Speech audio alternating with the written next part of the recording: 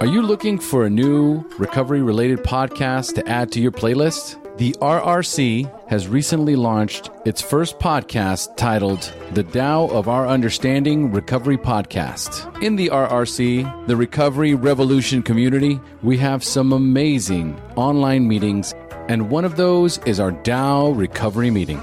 In this meeting, one chapter of the Tao Te Ching is discussed every week as to how it relates to recovery. I hope you enjoy this week's podcast episode.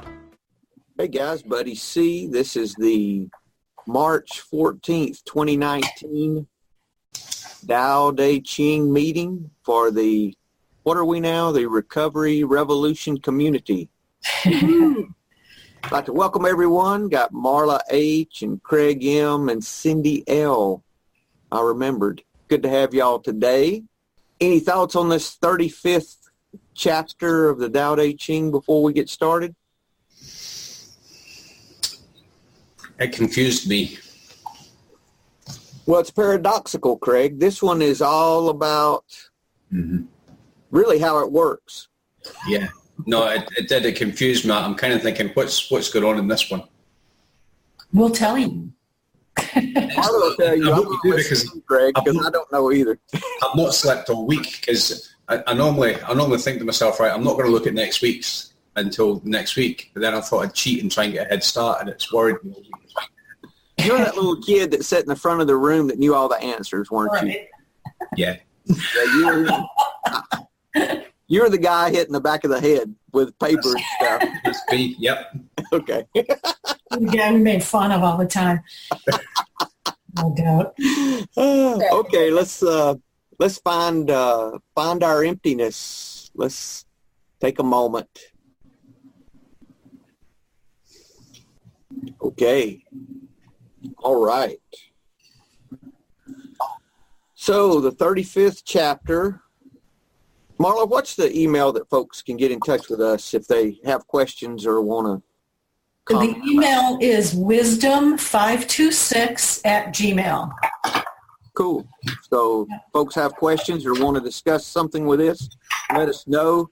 You can also join us. It'll cost you $1 for a month, but you can get in and you can participate in this podcast if you'd like. We record every Thursday morning at 8 a.m. Eastern. So you're welcome to. The links are in the description there, or you can go to omarpinto.com and look at Recovery Community link, and you can get the information there. It's $1 the first month and $12 a month after that. You can quit at any time. You can come check us out and then stop if you don't like it. So we have, 130 to 140 folks in the community now? Good community, lots of meetings, lots of good people, lots of recovery. So it's good stuff. Yeah, lots of recovery, lots of support. Yeah. Great support. Good. So check it out if that speaks to you. Kirsty, good to have you today, dear. Glad you could make it. Let's let Cindy, you're going to read for us today. I'll share the screen. Okay. So the first translation, all men will come to him who keeps to the one. For there lie rest and happiness and peace. Passers-by may stop for music and good food, but a description of the Tao seems without substance or flavor.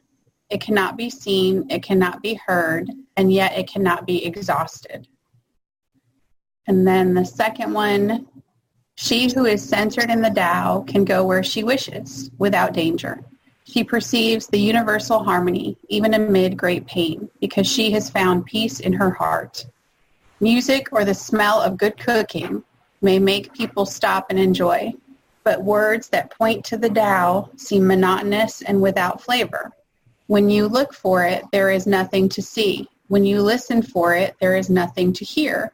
When you use it, it is inexhaustible. And then the third one, she who follows the way of the Tao will draw the world to her steps. She can go without fear of being injured because she has found peace and tranquility in her heart. Where there is music and good food, people will stop to enjoy it. But words spoken of the Tao seem to them boring and stale. When looked at, there is nothing for them to see.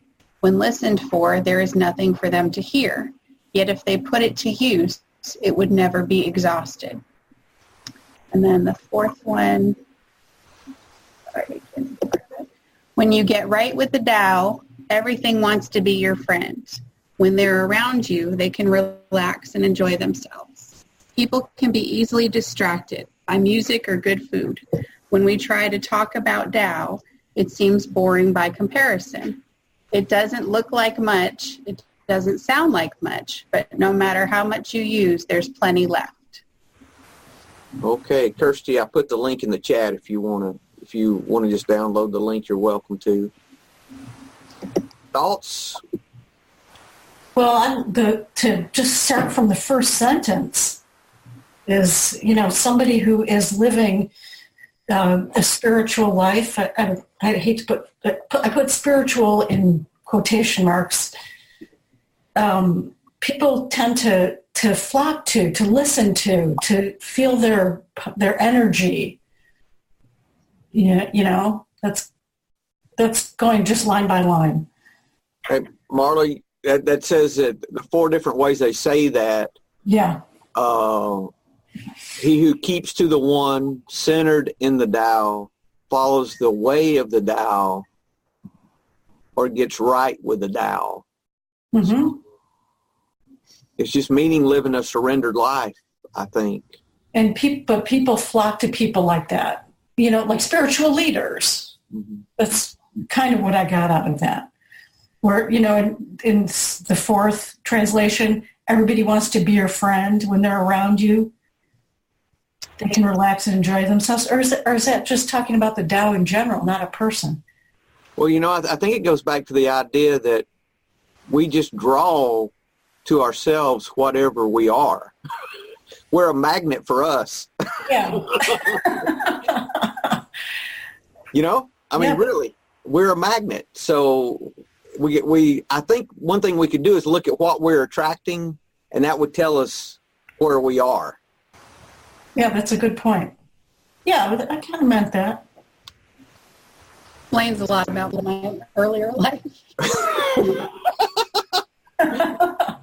Well, sure, we didn't hang out with people who were, No. spiritually fit.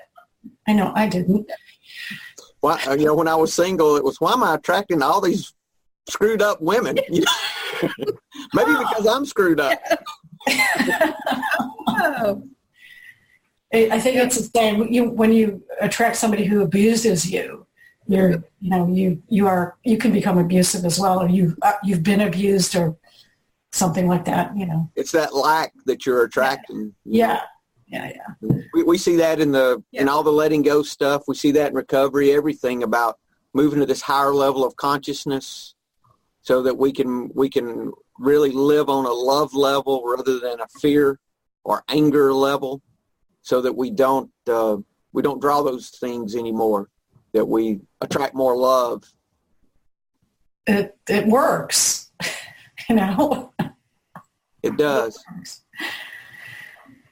What else? Do you see anything else in that, Marla? In that, the first... Whatever you saw, whatever, yeah. No, that was pretty good.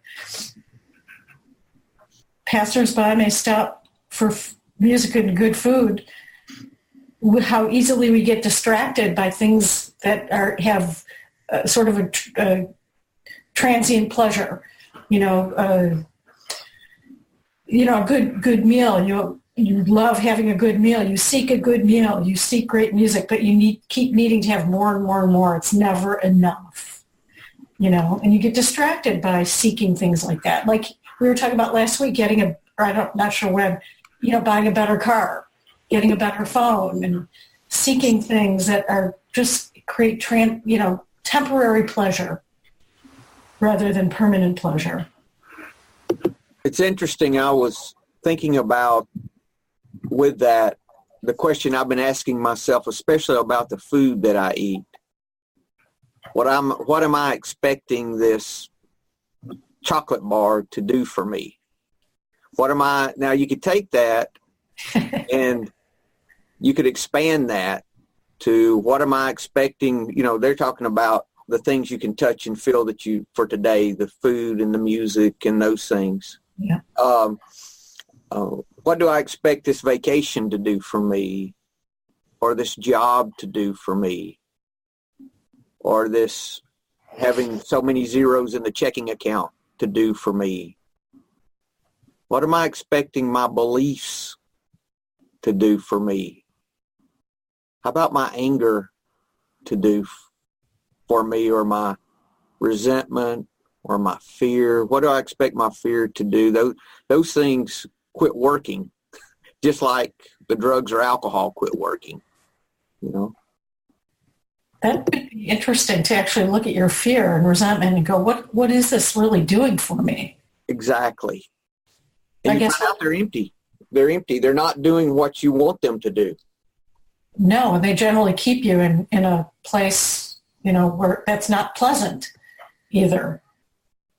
Anyways. Seems without substance. Now, when they start talking about the Tao, they move on.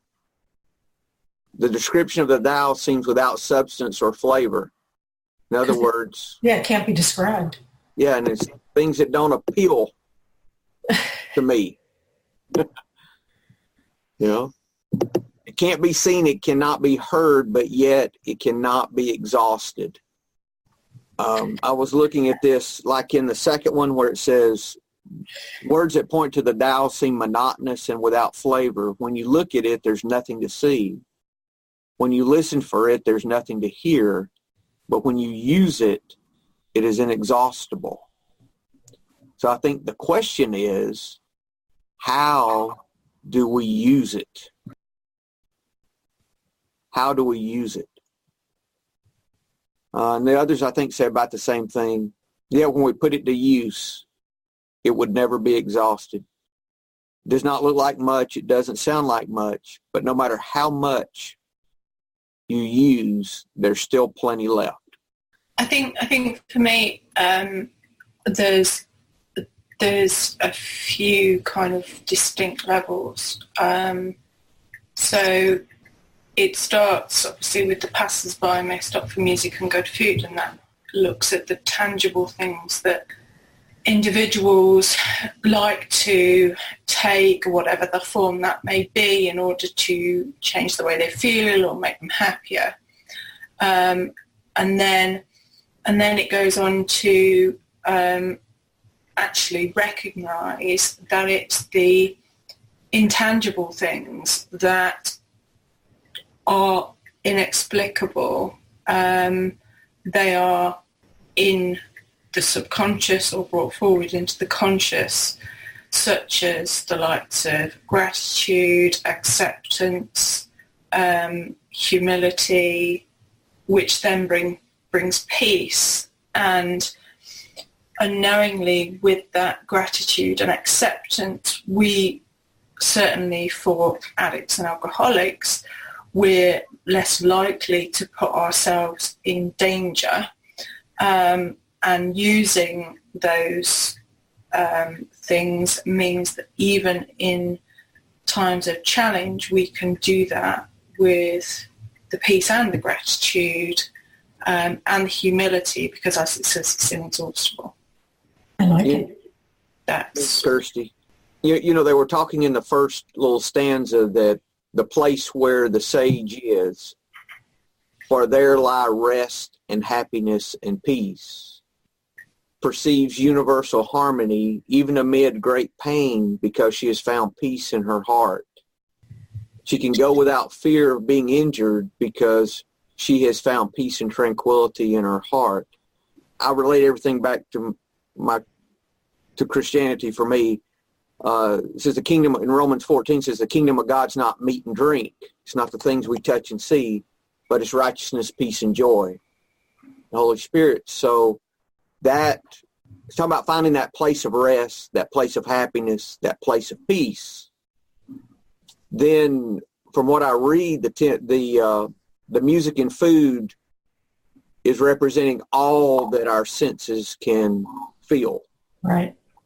People are attracted to someone who lives in peace and joy, but they don't quite know what it is, because the thing that's given this to them attracts no attention. The Tao attracts no attention at all. So it's really paradoxical in my thinking, because what is giving the sage peace and joy is not what we would think would do that, which would be all the sensory satisfactions. So there's something more than those things. I thought about the paradoxes. Tell me how this relates to the Tao being inexhaustible. We surrender to win. We must give away to keep. We have to suffer to get well. We have to die to live. That I think that's the same kind of truth that we're seeing here. The idea that what we're looking for is not around us. It's not these things we can touch and feel and see. It's not going to give us what we want. We found that out in recovery. You know, when I came in, I had to change so much of my thinking. And I had no idea how, if I helped somebody, how that would help me. How me going, you know, they said nothing will, what's the quote? Nothing will help. When you have a craving for alcohol, there's nothing that'll help like working with another alcoholic. Mm-hmm. Okay. Why would me helping someone else help me? It looks like I would need to work on me. I would need to read a book. I would need to do something that would help me work on my cognitive behavior therapy, practices, whatever it is, that I'm trying to make me better. But instead it says, no, nothing will help like helping another alcoholic. So that's that same kind of paradoxical thinking that my solution is not in the things I can touch and see and feel. Because we tried that for so long. Yeah. We tried to fill that thing, that emptiness, with whatever we could lay our hands on. And for me, it ranged from, drugs and alcohol to shopping, stuff, the trappings of the modern consumerist lifestyle. And I think by just reaching out and helping someone else, you're taking yourself away from trying to fulfill you and taking that focus away from you for a moment almost alleviates that desperation of trying to fill the void. And it does give a sense of peace because you're not being self-centered. And that, it's strange how it works because, like you say, a lot of the likes of cognitive behavioural therapy and I mean, speaking for myself, and I've heard it from a lot of other addicts, we are constantly living in our own heads. And the ultimate way of getting out of your own head is by helping someone else or doing something for someone else without, and especially without asking for anything in return. And there's nothing better than that, because it gives you a sense of humility and it makes you realise that actually you don't need any of those trappings to be happy and peaceful and content. It's just simply taking the opportunities of providing service. Yeah. With things, it's the difference between enjoying things and expecting them to make you happy. That's two different things. Yeah, that's a big difference. I never knew that before. But, our peace and joy does not come from these things. It cannot. It cannot. How about the weaker we get, the stronger we become? That's one that paradoxical. Is big for me. Another one that fits in with those, but it's creating that emptiness, that surrender, that non-resistance that leaves room, I think, for our higher power to work in our lives. Yeah. And that works with everything other than just talking about drugs and alcohol. It works in my business. It works in my relationships. It works, with my wife, with my kids, with you guys. If the first thing I think about is, okay, how can I help Marla, Craig, Cindy, and Kirsty today? Not, how can I look spiritual today in front of him?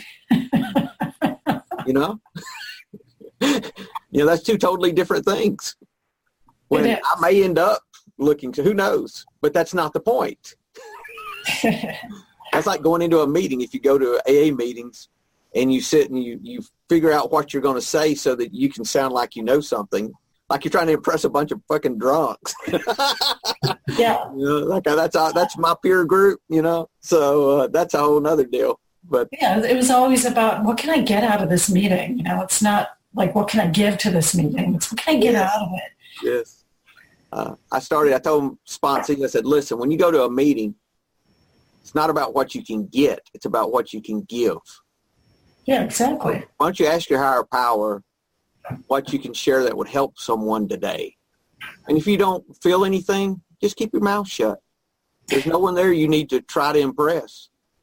So if that's a group you're trying to impress, your bar is very low. And that's pathetic. Just coming to that place that's really a place of powerlessness. And if you can learn, for me, when I learned to do that in relationships, to not try to impress, but to help, no matter what the interaction is, try to be understanding and come from a place of love instead of a place of dominance or pride or ego. That's a part of this too.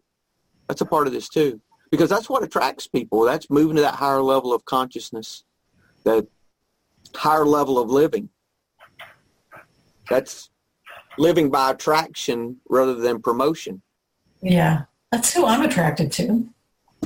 Me too. So, okay, any other comments before we read the commentaries? This is Stephen Mitchell. Stephen Mitchell wrote the second translation that we read. Peace in her heart. She is centered in peace, thus she can give herself fully to the pain. Okay. And this is a Zen master talking about without flavor. The great way has no gate. Clear water has no taste. The tongue has no bone. In complete stillness, a stone girl is dancing. That stuff goes over my head. But it's that in the things that we don't see greatness, there's greatness. I think it's what that's saying. The great way has no gate. Mm-hmm. Clear water, no taste. But how important is water? The tongue has no bone, but the tongue gets a lot accomplished, or a lot, both negative and positive and negative, right? Yeah. So, Craig, you have Derek Lynn? Yep, Derek Lynn. So Derek Lynn for the 35th verse. Hold the great image, all under heaven will come. They come without harm in harmonious peace. Music and food passing travellers stop.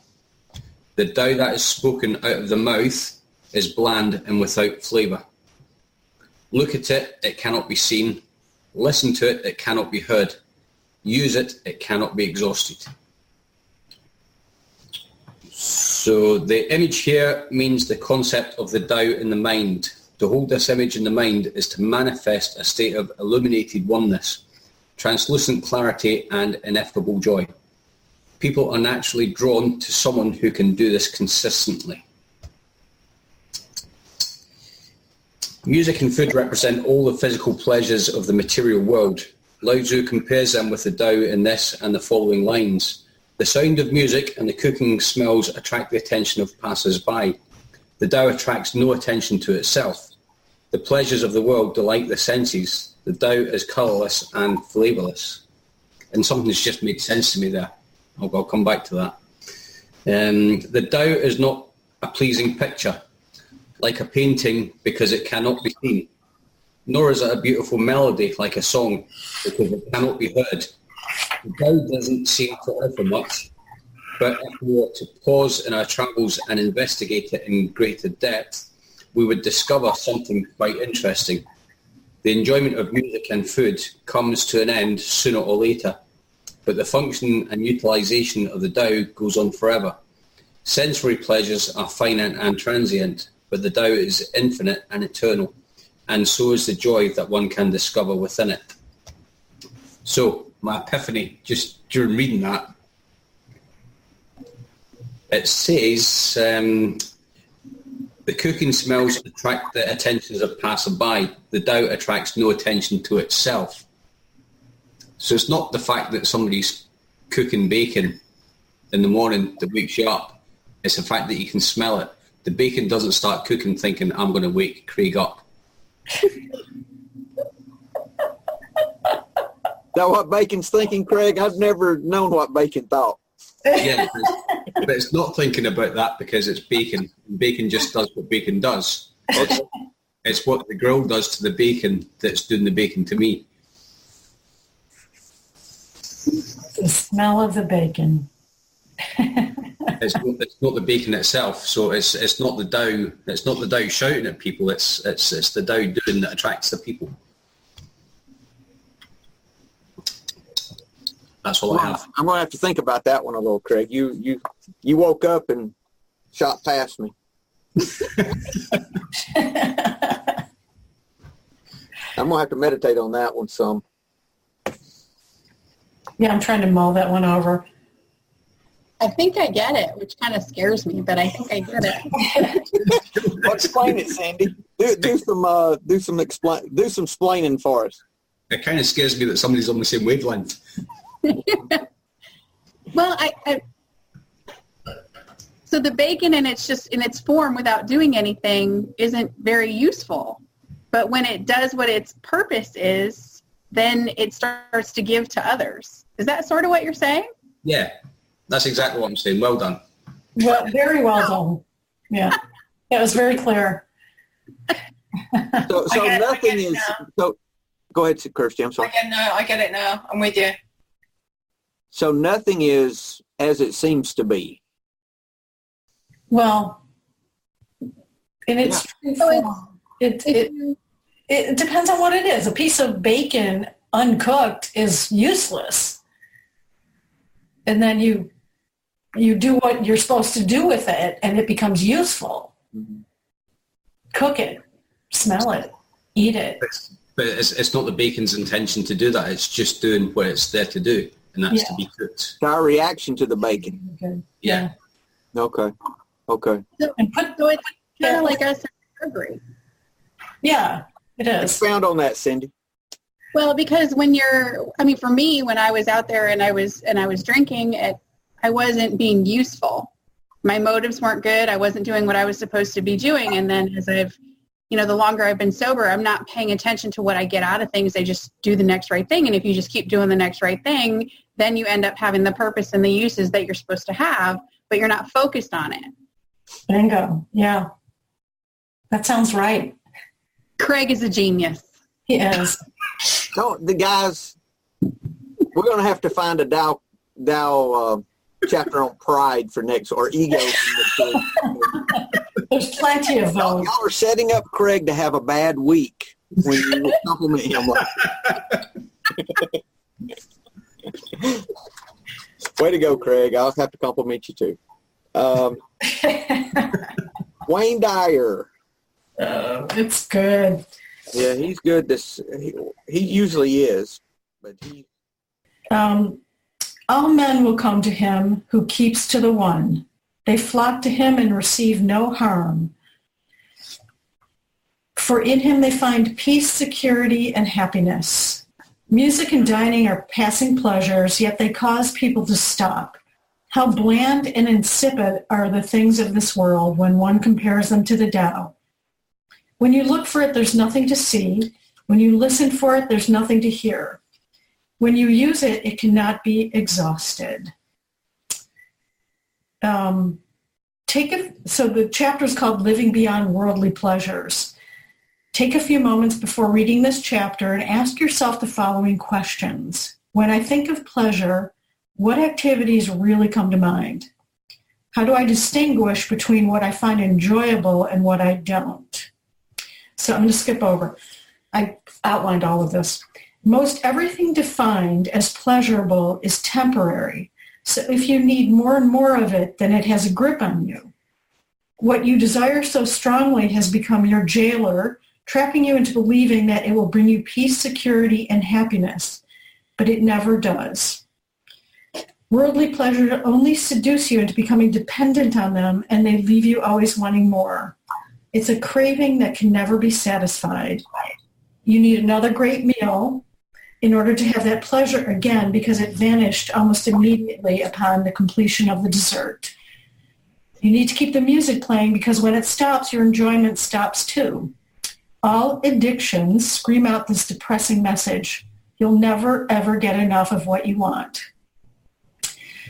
Just for a moment, imagine having the perspective of the Tao as you read this verse and see if you can change the way you look at this idea of pleasure. The benefits of having a concept that harmonizes with the Tao are outlined in the opening lines. All people will flock to you, and they'll find peace, security, and happiness when they do. The reason why they'll discover these three jewels is because you exude such qualities.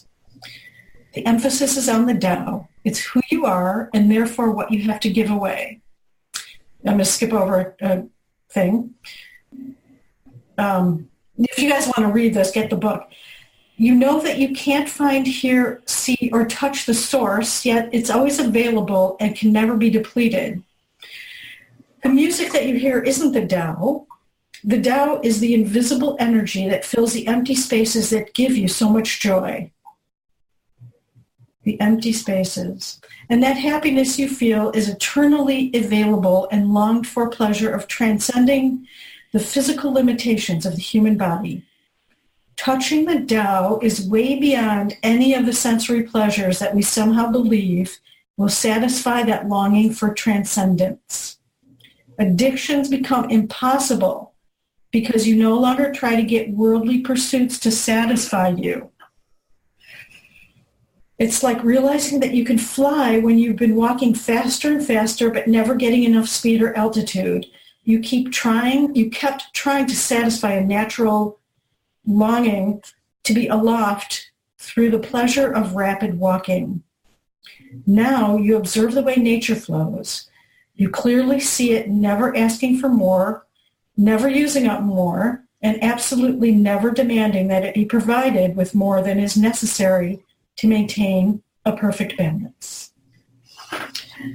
Imagine a heroin addict believing that peace, security, and happiness are available with that inexhaustible supply of opiates.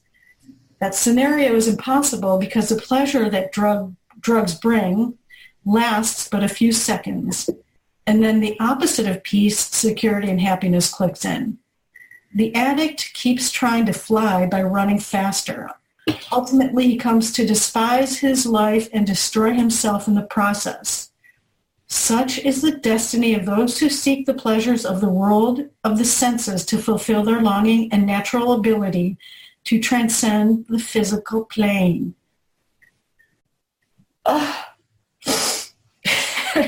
You wanna discuss from there for a minute, Marla? Yes.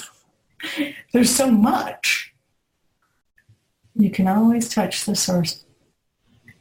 Your emphasis is on the Tao. It's who you are and therefore what you have to give away.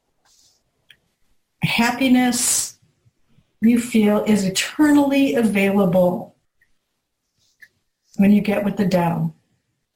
I like the analogy of trying to fly by walking fast. Yeah, right. That's ridiculous. How would that work? But that's all we know. That is all we know. It's all we know. My favorite part was how, the addict keeps trying to fly by running faster, ultimately comes to despise his life and destroy himself in the process. In my experience, that is exactly what happened to me. Is I despised myself and despised my life. And at that point, I just wanted to kill myself, which is destroying myself in the process. I think we all have to get to that place of miserableness, that place of surrender, really. Right. And, I know I have to. That's kind of why a bottom doesn't necessarily have to mean that you've lost all of your physical things, your home, your family, and all that. Bottoms can look all different, look differently for different people. Because it's not about this physical world. The bottom is a spiritual bottom. Yeah, it is. And it's what does it take to have this spiritual bottom is really what it's about. Because it's not, again, it's nothing to do with what we touch and feel and see. No part of this really has anything to do with that at all, as far as relating to our peace and joy. So if I'm bankrupt spiritually, it's not about being bankrupt physically. Now, a lot of people, that's what it takes. It didn't take that for me. I mean, you could look on the outside, and I still had a lot of things. Yeah, me too. But I was miserable. None of that stuff was helping. So, yeah, that's a big realization. And I like that Wayne Dyer actually doesn't leave us there. He gives us a solution. So, yeah. Shall I move on? Sure, unless somebody has something. Okay. So here's Lao Tzu is offering you a profound verse. Notice the eternal bliss that's always with you, even when the delicacies are out of sight, which is just what you're saying. Change your way of thinking of yourself as a totally physical being. Instead, recognize that worldly pleasures that tend to be overdone are attempts to transcend the physical, which isn't going to happen without tapping into your natural connection to the Tao or connecting to God. Stop equating sensory delight with the Tao-inspired bliss that's available to you. Enjoy all that you experience through the senses. Love your fine dining, bask in the melodies of your favorite music, and be appreciative of the excitement of sexual energy. But notice that this is all coming from your sensory self, which is happily adaptable to this world. Then seek your Tao self, which transcends the physical, and explore its pleasures. Re-examine what true lasting enjoyment is. Even though the effects of the Tao may initially have no appeal to your seeing, hearing, touching, tasting, and smelling faculties, they'll fulfill the longing you're trying to sate with worldly pursuits. When you're chasing any passing fancy, begin recognizing its value in the here and now, but stop trying to get it to satisfy a greater longing. Make it a daily practice. Introduce transcendent thankfulness to your everyday life. Gratitude. Make it a daily practice to give thanks for the presence of the eternal Tao that's always with you. From an appreciative viewpoint, the world that you formerly desired will begin to look different. In the grateful Tao awareness, feelings of being incomplete when worldly pleasures are unavailable are replaced with a transcendent thankfulness. What used to be a need for a worldly delight is replaced with gratitude and contentment for being aware of the aspect of you that is the Tao, free of physical and earthly limitations and confinement. Living with conscious appreciation of the Tao will attract more people and experiences, enriching your balance of mortal and eternal awareness. Open yourself to the unlimited love and abundance of the Tao, and you'll attract more of the same love and abundance to you. Your world has changed because you see the Tao where you previously only noticed your mortal self needing worldly pleasures. So this can start, for me, with gratitude. For me as well. And not gratitude for, having my physical things. It's gratitude for everything else I have, you know. If you make a gratitude list, what shows up on it without any instruction? It's those things, Marla. It's not physical stuff. Right. You know? It's the love that people give me, my family's health, things like that have come up on my gratitude list, which I look at every day. That's the things that transcend the physical world. Mm-hmm. That's the place a good place that we can start is with gratitude. And then I really like the line he used of open yourself to the unlimited love and abundance of the Tao, and you'll attract more of that same love and abundance to you. That's what I've always been told, you know, especially from a lot of people with long-term sobriety, is you really live the way, or you will attract people just like you if you're strong in your sobriety, if you're spiritually sound. But don't go throw all your stuff away. No. Well, you can enjoy it. It's not about not having stuff. Right. It's about stuff not having you. Yeah. The attachment. Right. No, non-attachment. How about this Zig Ziglar quote? I'm stretching way back for this, but if you go looking for a friend, you're going to find they're very scarce. If you go out to be a friend, you'll find them everywhere. Indeed. Is that not that same principle? Yeah. This is very applicable to everyday life. Yeah. It really is. How can I help you rather than how can you help me? That's what brings that into practice for me in every interaction. I mean, and that can be the slightest, holding the door for someone instead of rushing so I can get in front of them. I mean, just in the littlest of things, learning to think of someone other than myself. And so we need to learn this and to incorporate it so that we can take it out into the community and make it a better place. Yes.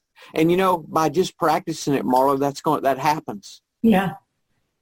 It just happens by accident, almost in spite of us, you know, because we're doing the right things. We're operating from peace and joy and love instead of from anger and resentment and fear. Yeah. It's much more comfortable to live that way. Peace, love, and joy rather than anger and fear and resentment, which is so uncomfortable. Yeah.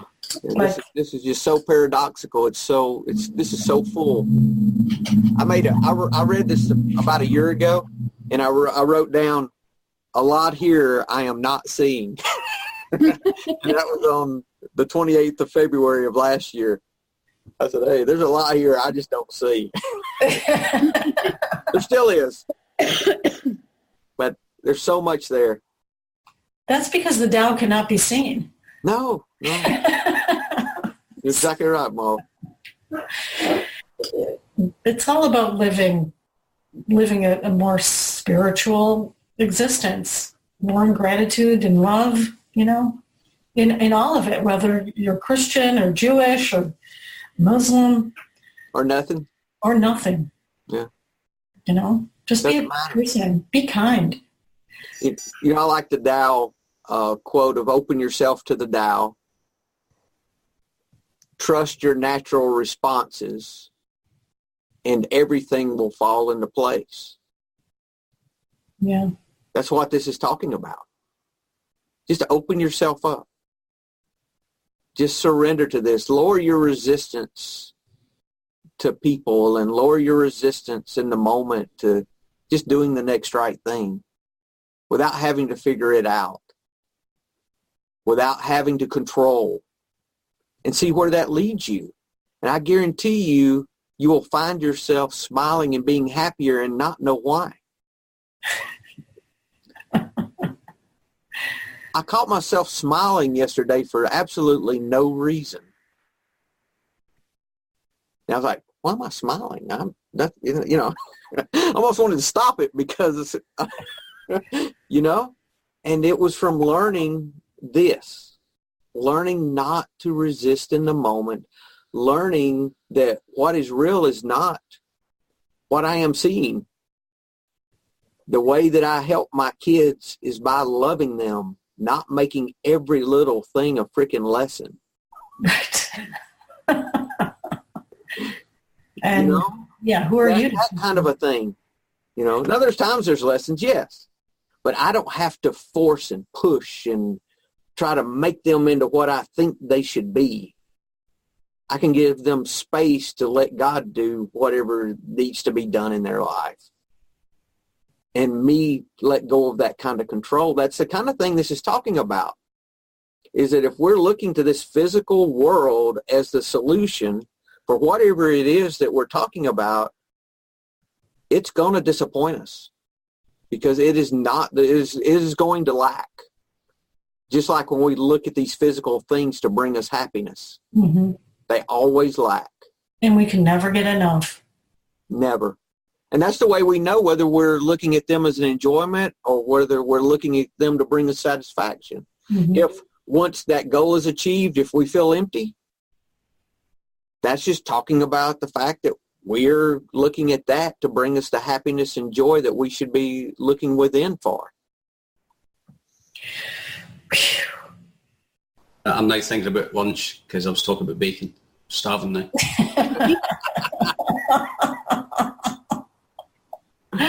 Yeah, I got a taste now.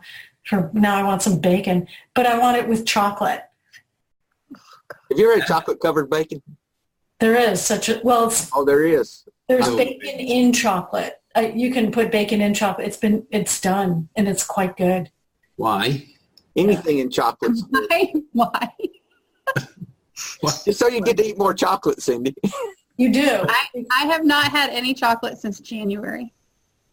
But it's good for menopause. I haven't had any sugar since January. How does that work for you? Women need chocolate. She's doing this Whole 30.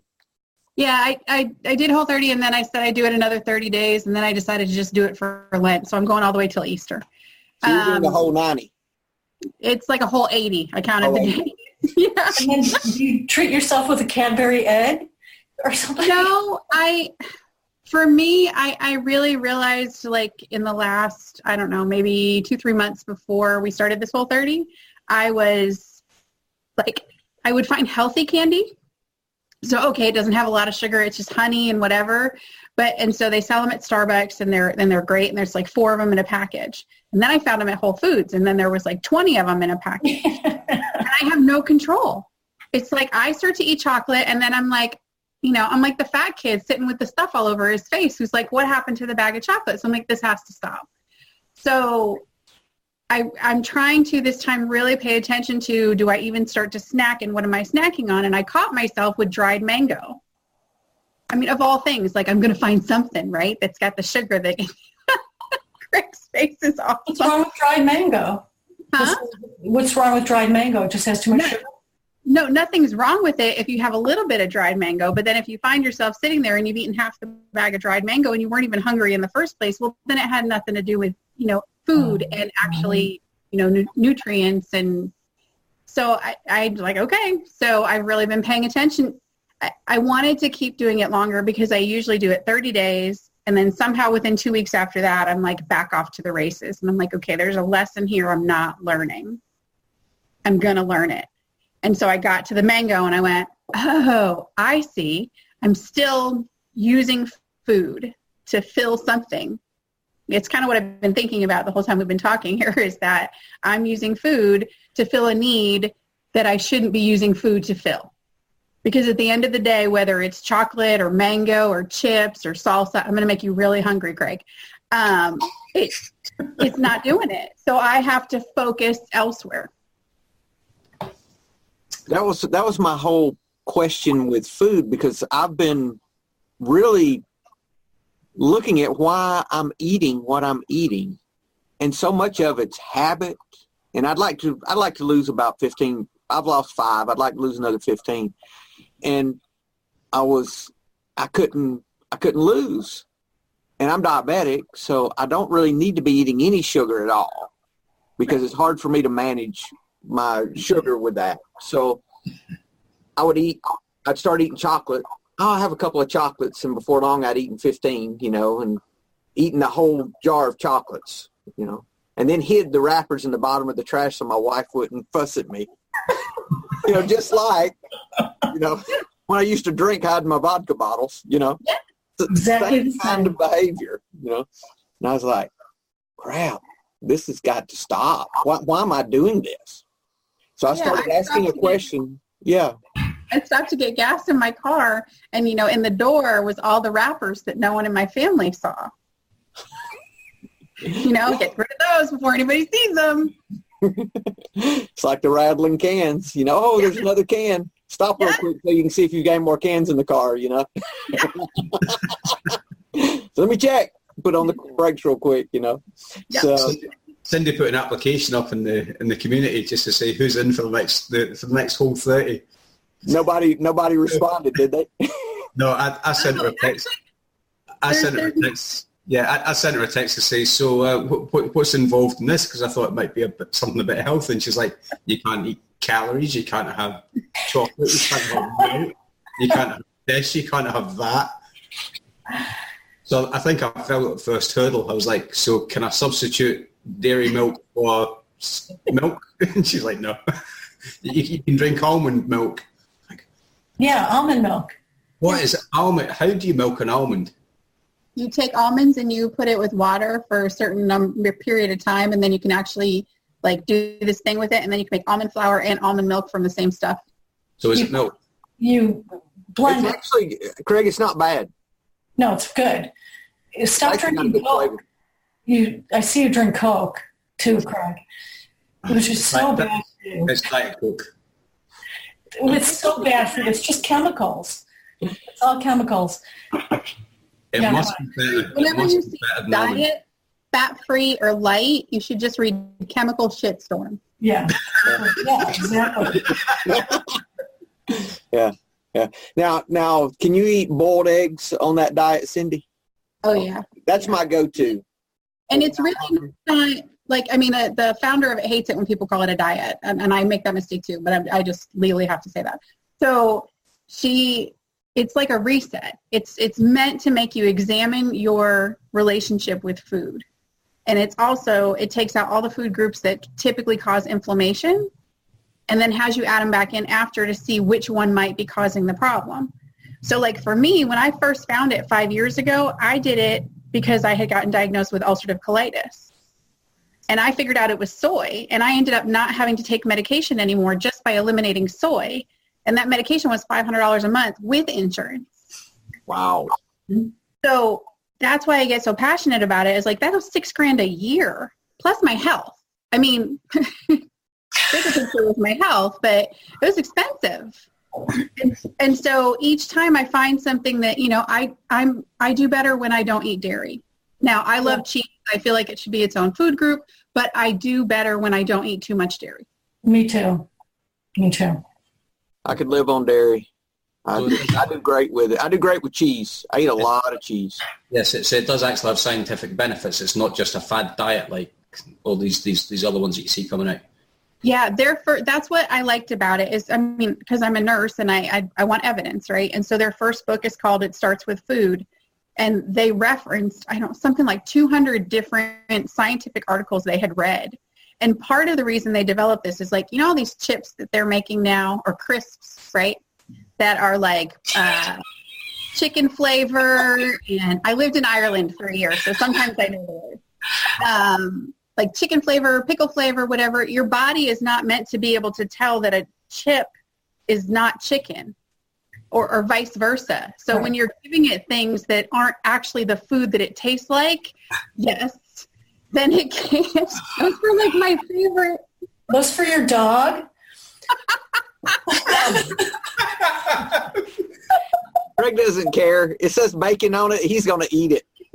I know. Now, is the bacon serving its purpose in those or not? They smell amazing. Bacon doesn't serve any purpose.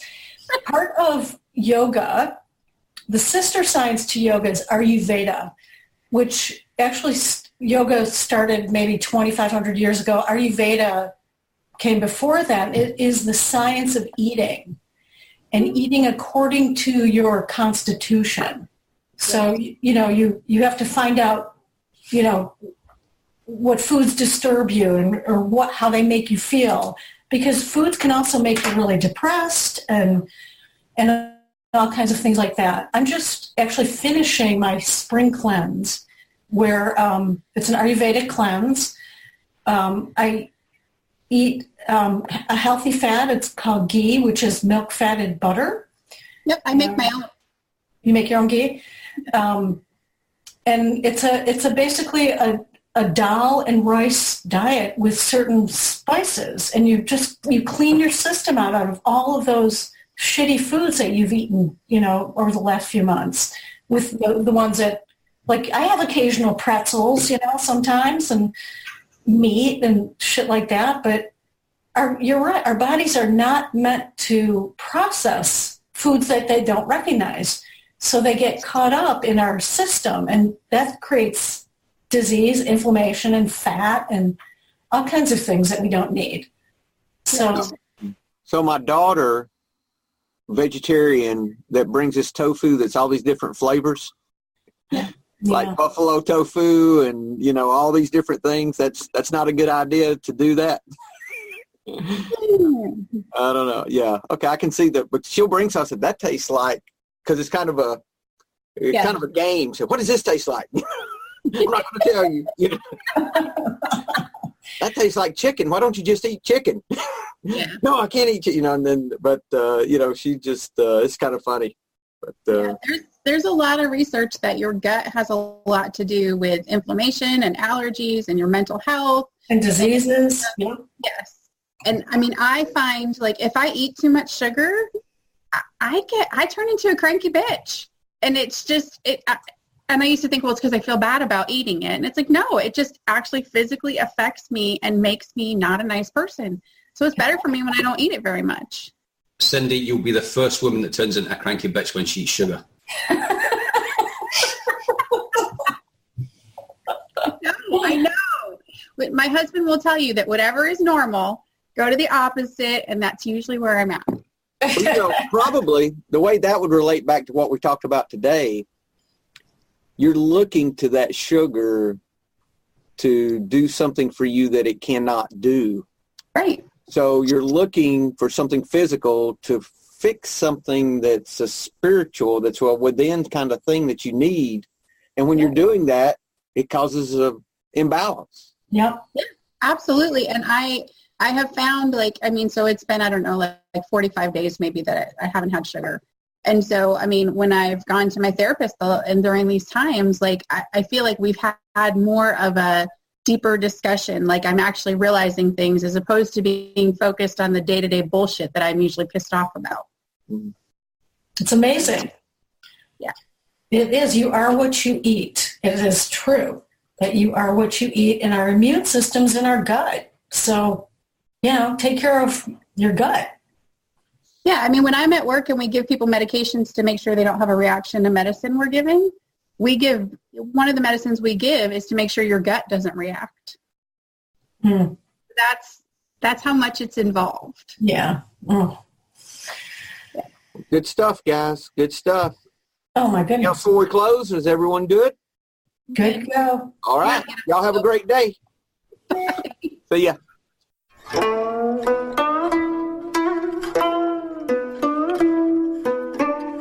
Thank you for listening to the Tao of Our Understanding Recovery Podcast. For more information about the RRC, the Recovery Revolution Community, go to omarpinto.com and click on the link that says Recovery Revolution Community.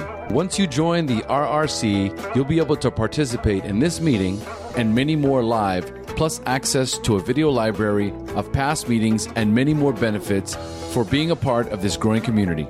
Thanks again for listening. And if you enjoyed this episode, please share this podcast with your friends in recovery.